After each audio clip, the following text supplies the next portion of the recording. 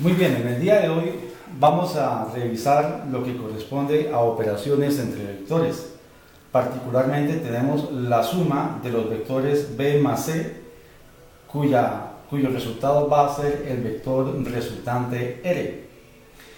Los vectores b y c nos lo dieron. El vector b mide 12 unidades, dirección menos 15 grados. El vector c 10 unidades, dirección menos 210 grados. Lo primero que deberíamos hacer es elegir una escala apropiada para poder graficar los vectores. Entonces yo voy a decir, una unidad de la magnitud dada mide 2 centímetros reales aquí en el tablero. Para el vector b, tendríamos entonces que su magnitud es, si él tiene 12 unidades, ¿cuántos centímetros ha de medir? Entonces, una regla de 3 simple y directa, 12 por 2, 24, dividido entre 1, 24 centímetros. Es decir, que para el vector b, su longitud debe ser de 24 centímetros en el tablero. Para el vector c, vamos a determinar su magnitud con la misma escala. Necesariamente debe ser con la misma escala. El vector c mide 10 unidades. Entonces, ¿cuánto debe medir en el tablero el vector de 10 unidades en centímetros? Nuevamente la regla de 3 tendríamos 10 por 2, 20, dividido entre 1, 20. 20 centímetros debe medir entonces el vector c. Otra cosa que debemos tener en cuenta es la dirección, que se da usualmente con un ángulo. Recordemos que los ángulos pueden ser positivos o negativos. Un ángulo se dice que es positivo si se forma en el sentido contrario a cómo giran las manecillas del reloj. El ángulo es negativo si gira en el mismo sentido en que giran las manecillas del reloj. Como referencia debemos tomar siempre el eje X positivo del plano cartesiano para poder graficar los vectores.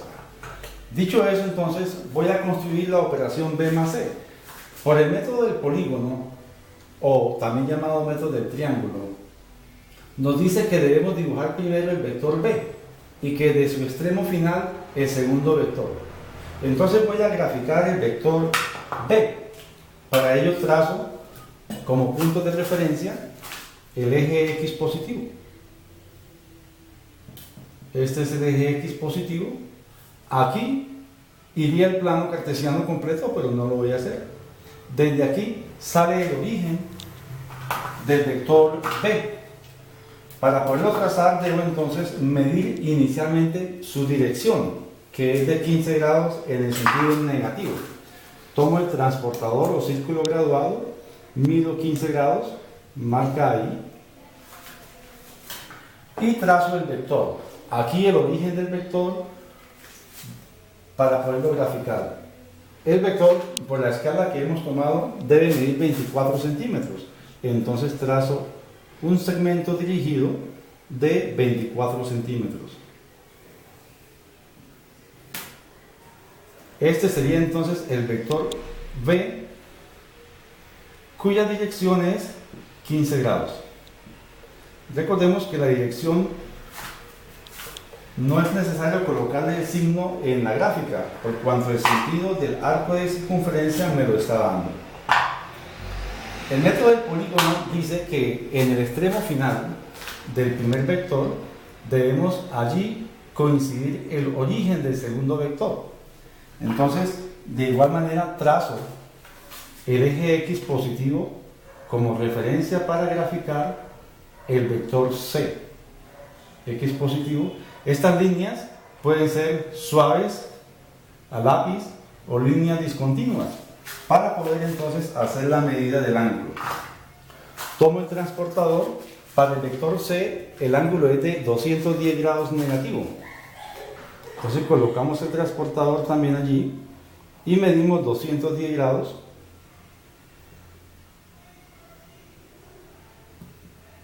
Estaría pasando por ese puntito que yo he trazado allí.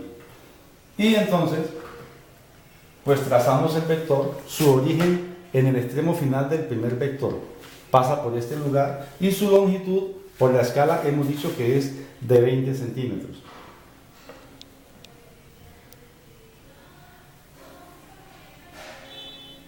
Este es el vector C, cuya dirección es todo esto, 210 grados.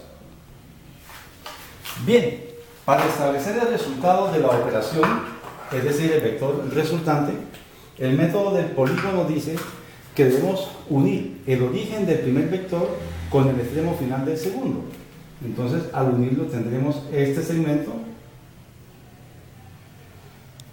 y la saeta o extremo final del vector será acá, coincide con la cabeza del segundo vector. Este será entonces el vector resultante. Para establecer cuánto mide el vector resultante en unidades, pues tomamos su medida con la escuadra, marca 7 centímetros, 7 centímetros, mide el vector en el tablero y recordemos que la escala que tomamos fue de 1 centímetro, perdón, 1 unidad, 2 centímetros en el tablero. En este caso, si mide 7 centímetros, ¿cuánto mide en unidades? La misma regla de 3, 1 por 7, 7 dividido entre 2 nos daría un X de 3,5 centímetros. Es decir, estaríamos diciendo que el vector resultante mide 3,5 unidades y tomamos también su dirección, para la cual nos sirve el eje X positivo que tengo de referencia aquí. Utilizamos el transportador nuevamente, medimos el ángulo y tenemos 10, 20, 30, 35 grados aproximadamente. Esto teniendo en cuenta que hay margen de error por los instrumentos de medida, pero aproximadamente este sería el resultado de la operación de la suma entre los vectores B y C. Espero que les haya servido y que, bueno, a practicar ustedes.